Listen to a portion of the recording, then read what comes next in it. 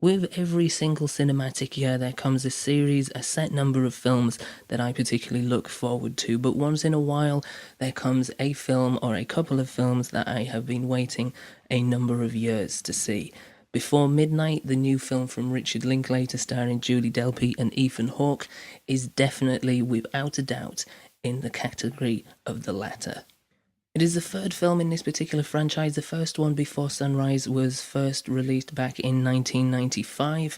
Its sequel, Before Sunset, was released in 2003, and then this follows 10 years later, obviously in 2013. It reprises the roles of Jesse and Celine for Ethan Hawke and Julie Delpy, a pair of characters who, whether you've grown up with this film and you've watched this relationship develop in its separate stages in real time, whether you were there from 95 when the two first met on a train going towards Vienna, or you have just jumped on board in recent years, no matter the time span that you have had with this film, chances are, if you have connected to this film, you will have a real affection for both the characters and the life that they have, not only together, but existentially from one another as well.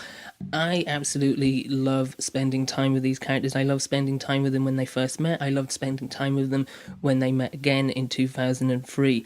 So I had high anticipations for this, and I am so over the moon to say that they not only are met, but exceeded. This film is just a beautiful icing on an already delicious cake of character and deep meaning. I won't go into specifics about what the film is about, essentially, because, the less you know about this, the better going into it. But safe to say that, Jesse did miss that plane at the end of Before Sunset, and he is now together with Celine. The two have had a relationship for the past 9 or 10 years, and we join them in the middle of a beautiful Greek summer in which they are contemplating their life, not only in its past tense, its present tense, but also its future. And in that case, we have a really multifaceted drama. There is, as was with the first two films, a lot of walking, in which we get to see beautiful, beautiful scenery in Greece. The cinematography is just as beautiful and as crisp as before, and of course with beautiful backdrops, it makes it such a feast and beautiful pleasure to the eye. And along with the walking, there's plenty of talking, as there was in the first two films. This combination is going to divide people, as the other two have. You're either going to really like it, and you're going to really kind of just find yourself enveloped in everything that is said, and kind of just find yourself in an almost invisible voyeuristic sense watching these two characters to the point where it doesn't even feel like it's a film anymore. You feel like a party that is present in the moment, or you're going to kind of find yourself straying away from it. And if that is the case, I really do feel for you, because there is so much pleasure to be gathered from not just the first two films, but this film in particular. Because this film goes deeper than the other two films. It's more complicated, it's more real, there's more threads that are untangled. It's still got that lovely sort of schmaltzy, romantic, head over heels, happenstance feel to it. But there's also a much more sort of real and at points cynical, realistic and hard exterior to it. And for that, it just adds more depth than the other two films have done so far. And because of that, it's not as pleasant. Don't get me wrong, it is really pleasant, and there is still that beautiful romantic notion, and you can still sense the spark between both characters. But there is also much more deep-rooted reality to them. They both have problems with themselves, they both have problems with one another, they have problems with the life outside of them. And the film starts with a much bigger exterior picture as you see how things have changed and how things have become affected by their decision to stay together.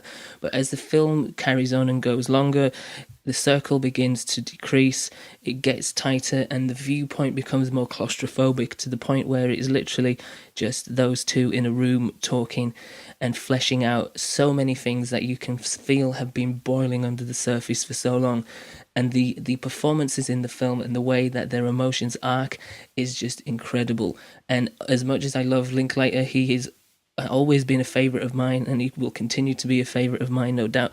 And as much as he adds to the film and just eases you into it with such beautiful simplicity, it's the performances, again, which just make this such a beautiful, endearing, dramatic and engaging film. I absolutely adore this. Do not be surprised if you see this at the very top of my list come the end of the year or anywhere near it, because it's just fantastic. If you haven't seen the first two films, go check them out and then watch this and let me know what you think. But for me, I absolutely adore this. I think it's a wonderful way to not only continue the story, but I think it's a beautiful way to conclude the story. And for that, I'm going to give it a 9.5. Yeah.